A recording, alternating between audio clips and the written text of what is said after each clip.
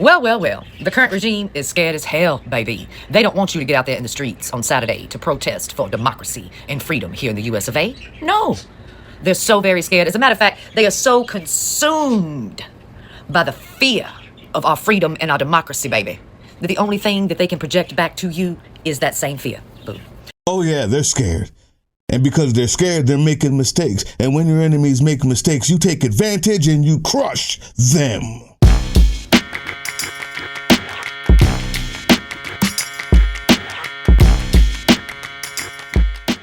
What's up, YouTube? Drill Sgt here. No, I'm not trying to play Elon Musk on TV. I got two hats on because this one, you can't see the most important words if I don't put a shadow on it. Because tomorrow, we fight. I don't care about violence or non-violence. There's a place and time for both. But tomorrow is non-violent. So yeah, we mean that this time.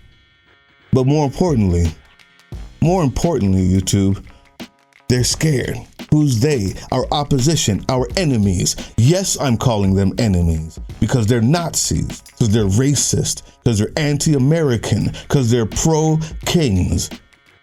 Because we are riding for no kings. That's who we're riding for. And those who oppose that are inversely for kings. They're not only my enemy and your enemy, they're American enemies. They're enemies of the state. Unfortunately, when the enemy of the state belongs to the state, has been elected to power by the rubes that they've brainwashed, I will withhold calling them enemies. They're just stupid.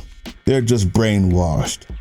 They're just overcome with racism, a lack of education, and have been taken advantage of. Those things in them. So neither will I give them a pass. But the enemy, Mike Johnson's, the Republican Party, those in power who have given up on democracy for power, who have given up on their oath for the chance to be close to the king, for the chance to genuflect, that means kneel down and open their mouth wide for the reward on their face from an orange dictator. Yeah, but they're scared. They're scared shitless. They're frightened. They're so frightened that they have made mistakes. And you see, when you're scared, when you're internally not brave, because if they were, they would have voted differently many times already. When you get scared, instead of thinking strategically, you lash out. When you're a narcissist, with a third grade level IQ, if that much, like Trump is. The only thing you know is more fear, because that always seems to work for you, because people always bow down to you, because your dad had money. You never actually had to do anything. You never actually had to lead people. And every time you tried, you failed. Well, those scared people like Mike Johnson, who knows he's dug himself a hole out of democracy straight through to Chinese communism in his leadership style, the entire Republican Party in the House and the Senate, and their scared shitless leader, the orange orangutan, who throws shit at the walls every time he hears something he doesn't like from them. So they kowtow and bow down and turn around and leave and close the door behind them rather than stand up. Their mistake was they had the media on their side. Not that the media would say everything that they wanted them to say, which the media has done. But not that the media would make them seem equal to the other side. It's just both sidesism, even though that is what they've done. The best thing they had going for them was that the media stopped covering the resistance and the revolution a long time ago. Because the media knows in the civil rights marches, it wasn't just the boycotts. The bus boycott worked. The boycotts worked, but it wasn't just that. It was the televising of the revolution. It was the televising of people being bitten by dogs and sprayed by hoses. It was bringing into the living room of good, decent white folk who thought they didn't have to think about what was happening down there, and it couldn't be that bad, and made them see, yeah, it is that bad. What are you going to do about this? I can't have my kid watching this. It was the pressure from around the world who saw what was going on. That state leaders from around the world came to visit and said, "What are you doing about this?" I saw it on TV. This media has been quiet.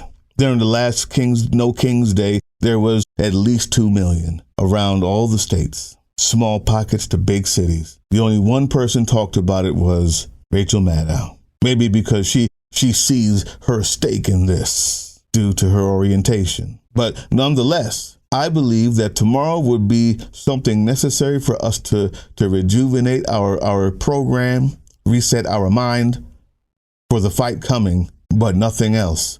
If it wasn't for the fear and the cowardice of the Republican Party, they have now turned this thing tomorrow into something way more than even I would have told you. They made it something that every news media program has to cover.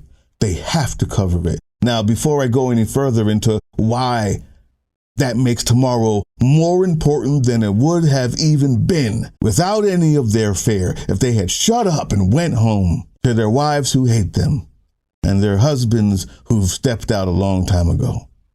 If they would have done that, and their fear didn't bubble up to where they go and cry to the media and beg them to do something to help me, Daddy. I encourage you to watch. We call it the Hate America rally that'll happen Saturday. Let's see who shows up for that. I bet you see pro-Hamas supporters. I bet you see Antifa types. I bet you see the Marxists in full display, the people who don't want to stand and defend the foundational truths of this republic. Carol and Pam Bondi are looking into is, the funding of these groups. Who pays for the buses to bus a lot of these folks in? Who pays for the trucks that have riot gear that they hand out to the peaceful protesters? It would have still been important. But now they've given us the upper hand that we will use to crush them peacefully, if they'll allow it. I think is a quote from one of their folks in the Project 2025. We will crush them peacefully if they'll allow it to be peaceful. But more importantly, there's words from someone else who you need to hear from. She's more eloquent. She's more correct. She's more white. And that's important. I'm not being funny. I mean it. I'm being strategic. Listen to every word this lady has to say, and I'll meet you on the other side. Well.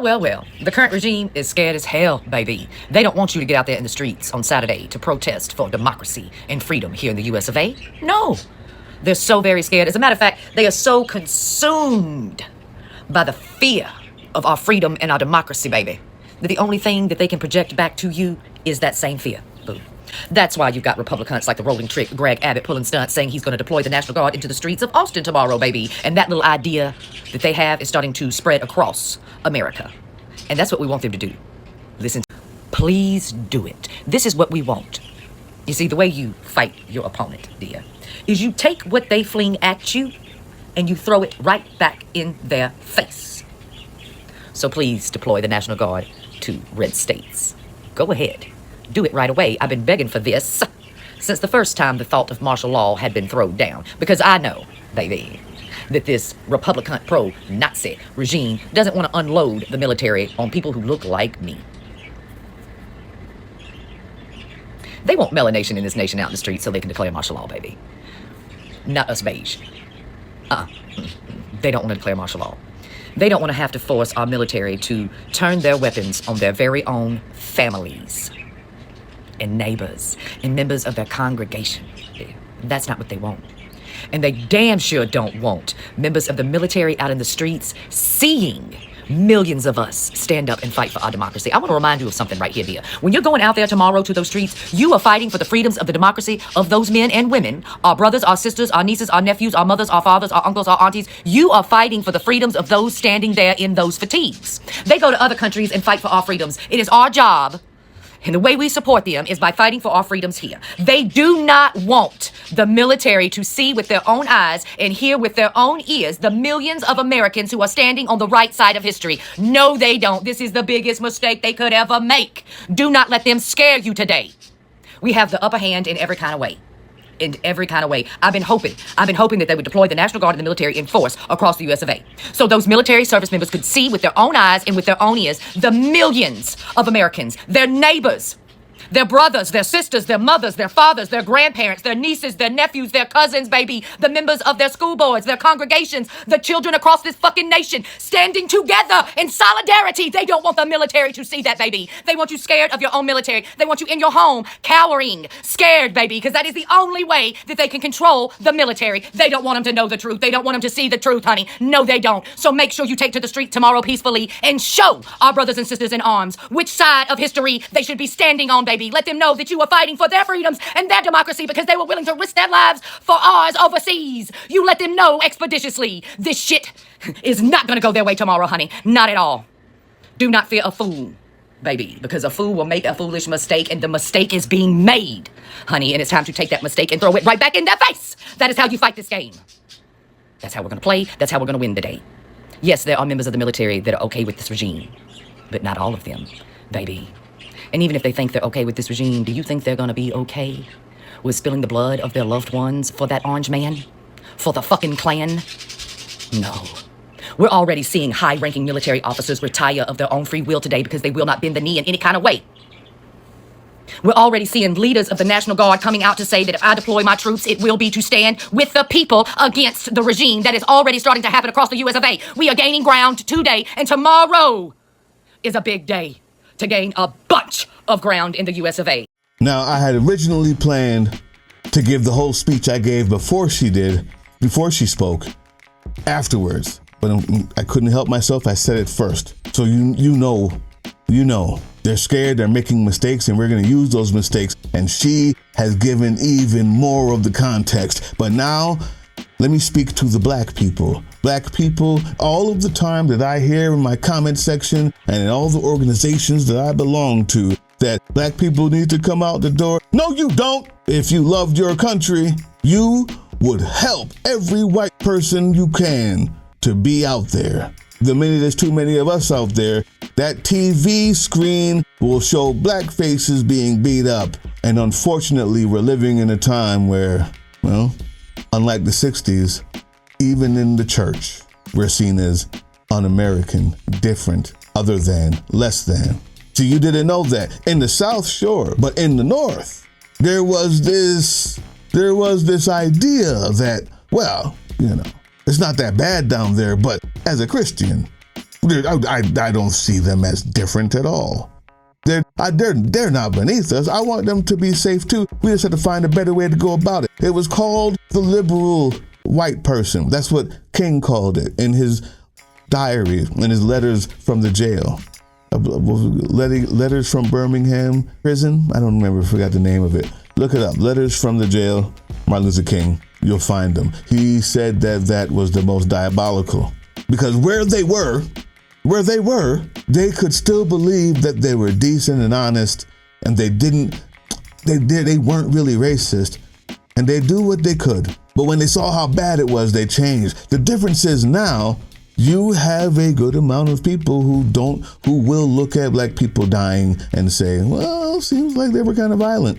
But the white folks out there, the babies, my son, my daughter, my brother, my sister, as she said, seeing them brutalized by their own state will be a big difference. I'm not saying don't go if you're black. I'm saying you have the right to go and fight for your country like everybody else. But if you're staying home because you're being strategic about this moment, contact someone who is going and help them get there. It doesn't mean we can't fight. It means we fight smart. You got a phone? Be someone's lifeline. Something happens, you know who to call. You got a house? Be someone's babysitter. You got a car? Give someone a ride. Be someone's escape plan.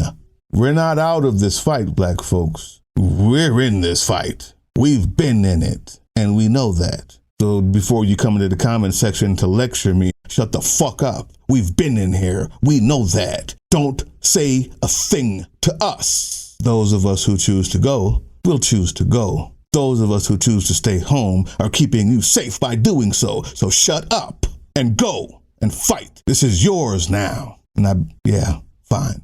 I believe in you. As dangerous as that is for me. When we did it in 2024, we found out the hard way that believing in you was a very dangerous proposition. But fine. Maybe you felt the pain enough now. Don't say nothing to us. This is the best thing we could do, because those feckless weaklings, crybaby cowards, have called their own death warrant. Metaphorically, of course. Because when they turn that army, when they turn that National Guard on the people who look like them, where it would have been easier to crush someone who looked like me, not Meemaw, a lot harder to crush Meemaw. There's some sociopaths out there, but not all of them. And I'd say a good amount of them, even if they're racist and love this regime, joined because they thought they were doing something good. Thanks to their cowardice, tomorrow we fight. And we might actually start winning. Hey, yeah, you. Before you click away to watch someone unbox a tactical toothbrush, let's talk about something real. Political Drain isn't just another content mill. We're a digital front in a very real war. Not with bullets, but with ideas, with action, and with solidarity. We pair urgent news with critical education. And we build community around actual resistance, not the hashtag kind. The kind that moves. But here's the thing. None of this is free. It isn't. Behind every video is time, labor, research, and some weird guy asking if we're going to pay the hosting bill. And yeah, some of that money goes to things we can't necessarily say out loud. If you know, you know. Let's just say our special ops aren't Call of Duty LARPers. They're people making real moves to protect, uplift, and organize. You're not just funding a channel. You're funding a resistance network in a world where capital still calls the shots. Unfortunately, in a system built on artificial scarcity, even mutual aid has a price tag. And if we want to grow, if we want to win, we need your help. We need your help. So if you've got even a few bucks to spare, toss it our way. It's not for ads. It's not for merch drops, but for people making moves in the shadows so others can do it in the light. It's just us and you. So fund the mission, fund the fight, fund the future, because nobody's coming to save us. We save each other. That's how this works. Follow us on all these things you see here, and our link tree is in the description. Maybe even get some merch.